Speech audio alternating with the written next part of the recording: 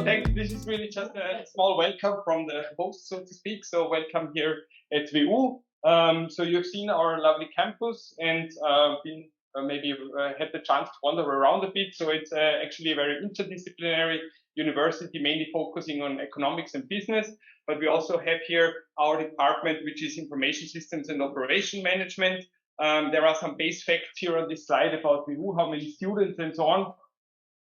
Maybe not all of which you're so interested in, but maybe one main fact is that WU is a full W3C member since 2013, and we've been active in several groups. I see some people here who have actually represented us in various W3C activities and groups in the past and in related projects.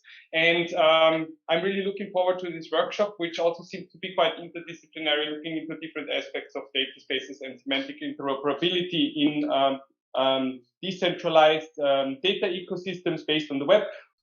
We have several institutes working on related issues to data ecosystems and data processing, data-driven, basically research to support a wider range of applications going into crypto economics, supply chain management, but also particularly topics around sustainability.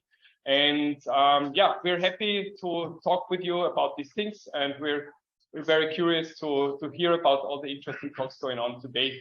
And with that, I would like to wish all an interesting workshop, and looking forward for an interesting day and seeing you later.